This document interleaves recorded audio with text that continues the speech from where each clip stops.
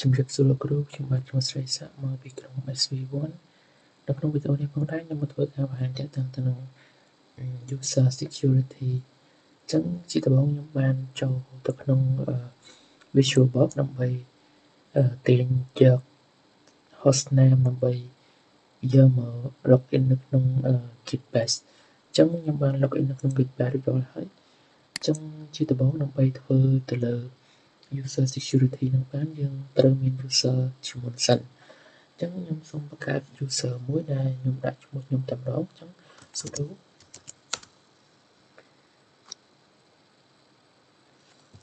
add user ខ្ញុំដាក់ឈ្មោះខ្ញុំតែម្ដងទៅតាមទៀតខ្ញុំត្រូវការដាក់ password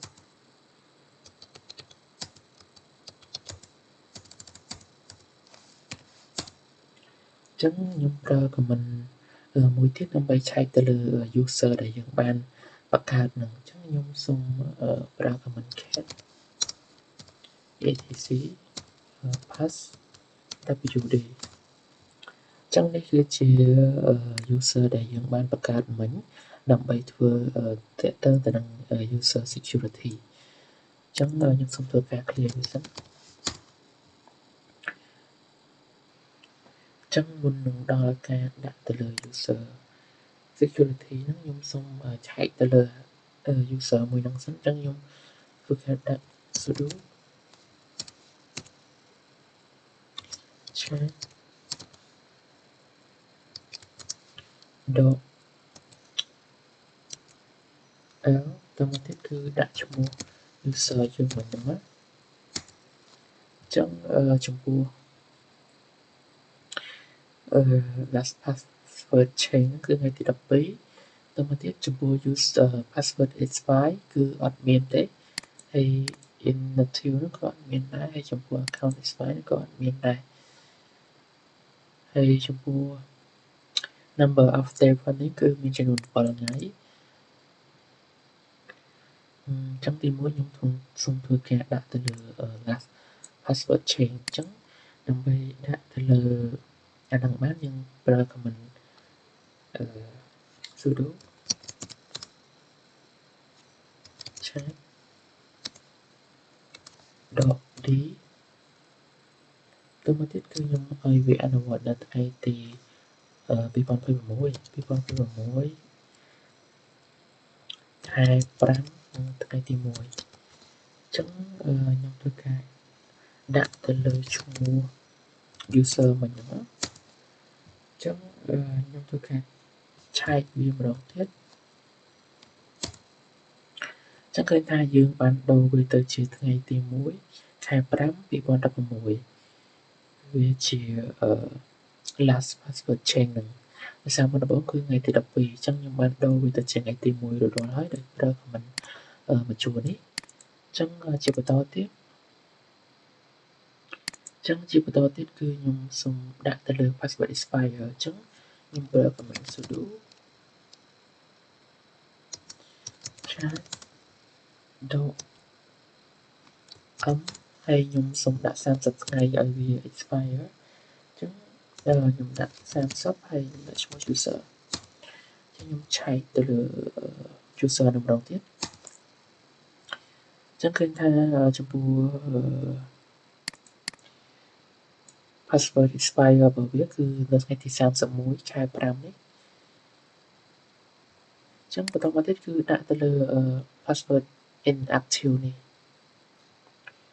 អញ្ចឹងមុននឹងដាក់ទៅលើ password inactive ខ្ញុំសូមមើលកន្លែង maximum number of day នេះគឺមានចំនួន30ថ្ងៃវានឹង expire ចំពោះ password មួយនឹងអញ្ចឹងជាបន្តទៀតនេះគឺខ្ញុំសូមដាក់ទៅលើបើសិនជាយើងដូរ password ហើយយើងចាំរយៈពេល5ថ្ងៃទៀតទើបយើងអាចដូរ password បានម្ដងទៀតអញ្ចឹងខ្ញុំប្រើទៅលើ comment sudo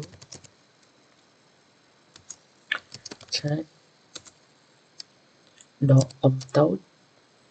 តមកទៀតគឺដាក់ចំនួន5ថ្ងៃ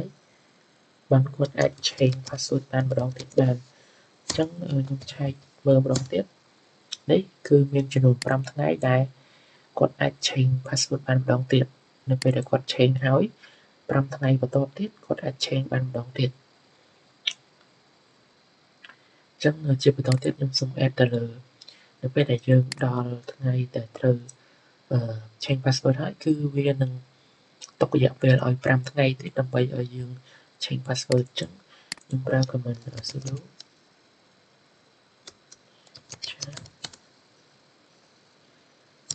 i ធំខ្ញុំទុករយៈពេល5ថ្ងៃទៀតឲ្យគាត់ដូរអញ្ចឹងខ្ញុំដាក់ឈ្មោះ user មកតទៅទៀតខ្ញុំឆែកទៅលើ user ហ្នឹងនេះឃើញថាចំពោះ password inactive គឺនៅថ្ងៃទី5ខែ6ដោយសារតែយើង expire នៅថ្ងៃទី31អញ្ចឹងយើងទុករយៈពេលឲ្យ5ថ្ងៃទៀតដើម្បីឲ្យគាត់ change password អញ្ចឹងចំពោះពេលដែលយើងដល់ថ្ងៃទី31ហើយគឺយើងដល់ expire ប៉ុន្តែទុករយៈពេល5ថ្ងៃទៀតដើម្បីឲ្យគាត់ change ហើយបើសិនជាហួស5ថ្ងៃហ្នឹង password វានឹង inactive បាត់ហើយ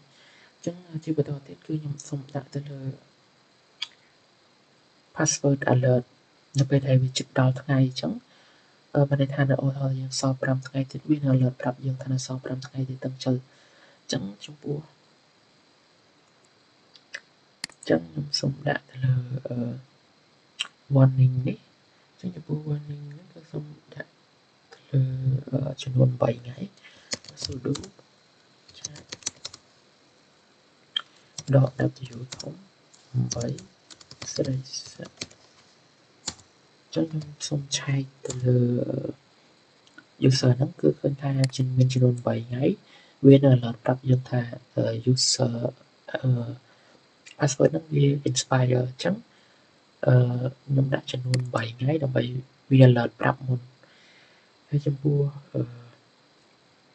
account expire នេះគឺខ្ញុំសូមដាក់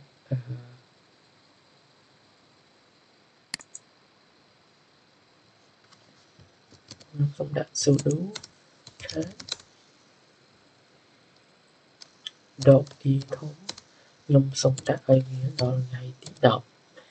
ថ្ងៃទី10ខែ6ចុះបានន័យថានៅពេលដែល password ដល់ថ្ងៃទី10ខែ6 account របស់យើងហ្នឹងគឺ expire ហើយអញ្ចឹងខ្ញុំធ្វើការ enter ខ្ញុំឆែកមើលនេះចំពោះ account expire ហ្នឹងគឺថ្ងៃទី10ខែ6អញ្ចឹងនៅពេលដែលវាដល់ថ្ងៃទី10ខែ6ហ្នឹង account របស់យើងវានឹង disable ហើយយើងអត់អាច return មកវិញបានទេអញ្ចឹងជាបន្តទៀតគឺឈានទៅដល់ការដាក់ទៅលើ strong password ដោយសារខ្ញុំបង្កើតមកខ្ញុំដាក់ password ធម្មតាទេអញ្ចឹងខ្ញុំឈានមកដល់ការបង្កើតទៅលើ strong password យើងធ្វើការ install មួយសិនគឺ sudo apt install libam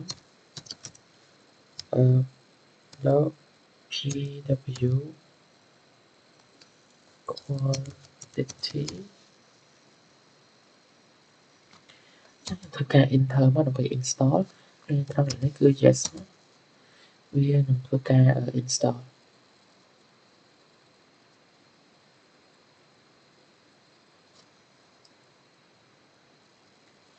អញ្ចឹងឡើយខ្ញុំបាន install ទៅលើ Libam quality នឹងរួចរាល់ហើយដើម្បីយើងដាក់ទៅលើ strong password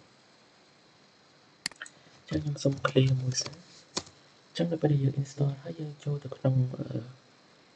អាហ្នឹងដើម្បីដាក់ទៅលើ strong password អញ្ចឹងខ្ញុំប្រើ command sudo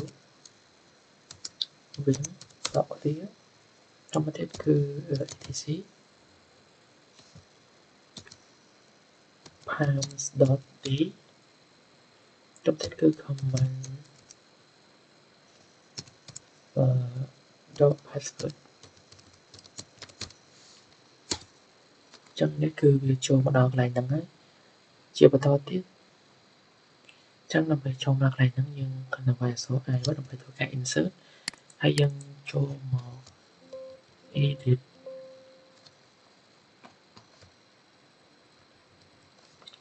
ត្រង់កន្លែងនេះចឹងទី1គឺខ្ញុំដាក់ទៅលើ Winland ដែលមានចំនួន10តួបន្តមកទៀតគឺខ្ញុំដាក់ទៅលើ U credit ទេបានន័យថាយើងយ៉ាងហោចណាស់ឲ្យវាមានអក្សរធំមួយតួអក្សរនៅក្នុង password នឹងអក្សរធំចឹងបន្តទៀតគឺ L credit នេះស្មើដក1បានន័យថាយ៉ាងហោចណាស់នៅក្នុង password ហ្នឹងគឺមានអក្សរតូចមួយតួអក្សរចឹងជាបន្តទៀតចឹងជាបន្តទៀតគឺ D credit ស្មើដក1ចឹងចំពោះ credit D credit នេះបានន័យថាយ៉ាងហោចណាស់គឺមានលេខមួយអក្សរនៅក្នុង password មានលេខមួយតួអក្សរចឹងជាបន្តទៀតគឺ O credit ស្មើដក1ចឹងចំពោះO credit ស្មើដក1ហ្នឹងបានន័យថាយ៉ាងហោចណាស់ក៏មាននិមិត្តសញ្ញាមួយនៅក្នុង password ហ្នឹងដែរចឹងយើងពិនិត្យមើលម្ដងទៀតដោយសារតែកន្លែងមិញគឺខ្ញុំដាក់ស្មើចឹង Winland នេះស្មើ10 U credit នេះស្មើដក1 L credit នេះស្មើដក1 D credit ស្មើដក1និង O credit ស្មើដក1ចឹងគឺយើងពិនិត្យថាវាត្រឹមត្រូវហើយចឹងឃើញថាវាត្រូវហើយយើងធ្វើការចេញយើងចុច escape ចុច2 W show ចឹងយើងបានចេញមកវិញហើយចឹងមិញខ្ញុំបានលុបចូលទៅក្នុង user របស់ខ្ញុំហើយទី1គឺខ្ញុំដាក់ទៅលើ password ហ្នឹងគឺខ្ញុំឆ្លងដាក់ password ទៅដែរចឹងវាថាវា the same old one ទី2គឺខ្ញុំតេស្តទៅលើអក្សរតូចទាំងអស់ចឹងវាចេញថាយ៉ាងហោចណាស់គឺមាន1អក្សរធំហើយចុងក្រោយគឺខ្ញុំដាក់អត់មានសញ្ញាចឹងវាចេញពីថាយើងអត់មានសញ្ញានៅក្នុងនោះទេចឹងចំពោះ3ដងវានឹងឲ្យយើងឈប់ដូរប៉ុន្តែយើងបានកំណត់ property អីទេយើងអាចដូរបានបន្តទៀតយើងដាក់ current password យើងមិញហ្នឹងតមកទៀតខ្ញុំអាចទៅលើ new user new password ចឹងចំពោះនេះគឺខ្ញុំតេស្តទៅលើវាអត់មានអក្សរធំហើយនេះគឺខ្ញុំតេស្តទៅលើវាអត់មាននិមិត្តសញ្ញាចឹងខ្ញុំមួយទៀតគឺខ្ញុំតេស្តទៅលើវាអត់មានអក្សរតូចនៅក្នុងហ្នឹងចឹងខ្ញុំដាក់អក្សរធំទាំងអស់អានេះគឺខ្ញុំដាក់ទៅវាអត់មានលេខចឹងខ្ញុំសូមដាក់មួយទៀតចឹងនេះគឺខ្ញុំតេស្តទៅលើវាអត់មានអក្សរតូចចឹងវានឹងប្រាប់យើងថាវាអត់មានអក្សរតូចទេចឹងសូមដាក់វាឲ្យបាន1តួឬក៏2តួចឹងទៅចំពោះអក្សរតូចហើយមួយវិញទៀតគឺខ្ញុំតេស្តទៅលើវាអត់មាននិមិត្តសញ្ញាគឺខ្ញុំតេស្តរួចរាល់ហើយចឹងបន្តទៀត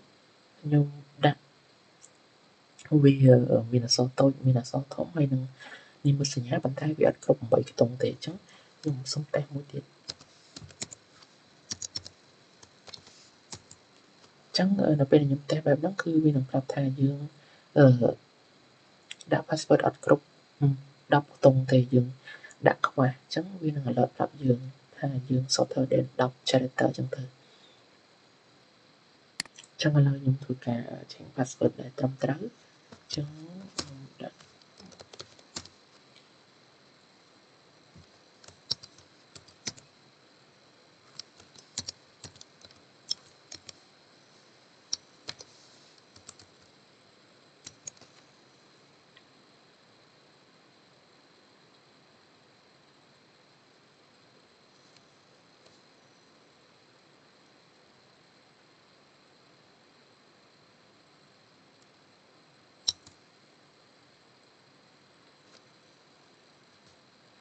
ចឹងនៅពេលខ្ញុំដាក់ហើយវានឹងប្រាប់យើងថាឲ្យយើង retry ម្ដងទៀតចឹងខ្ញុំសូម retry ម្ដងទៀត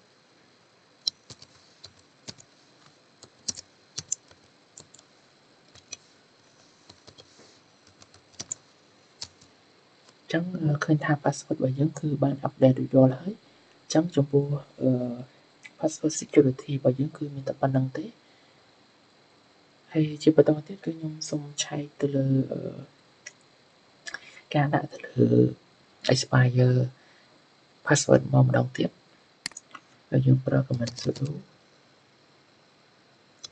chat dot l ហើយតុបទៀតគឺឈ្មោះស្រីសិនចឹងយើងដាក់ password ហ្នឹងមកចូល password មិញណា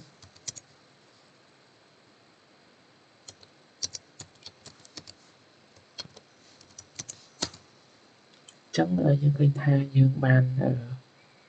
ដាក់ប្រយោលហើយដែលទី1តើតើទៅនឹង last password change គឺថ្ងៃទី1ហើយចំពោះ password expire គឺថ្ងៃទី31ខែ5ហើយចំពោះ password inactive គឺថ្ងៃទី5ខែ6ដោយសារតែយើងទុករយៈពេល5ថ្ងៃឲ្យគាត់ធ្វើការ change password ចឹងចំពោះ account expire នេះវិញវាមានដល់ថ្ងៃទី10ខែ6បើសិនជាគាត់អត់ដូរ password ទេនៅដល់ថ្ងៃទី10ហ្នឹង account របស់គាត់នឹង disable យក ID return មកវិញបានទេហើយចំពោះ maximum នេះបានន័យថាទុករយៈពេល5ថ្ងៃឲ្យគាត់ដូរហើយចំពោះ minimum password នេះបានន័យថាវា30ថ្ងៃធ្វើឲ្យយើងដូរ password ម្ដងហើយចំពោះ password expire នេះវានឹង warning ប្រាប់យើងវានឹង alert ប្រាប់យើងថាដល់សល់8ថ្ងៃទៀតយើងនឹងដល់ពេលដែលត្រូវ change password ហើយអញ្ចឹងចំពោះការដាក់ password user security ហ្នឹងគឺមានតែប៉ុណ្្នឹងទេសូមអរគុណលោកគ្រូ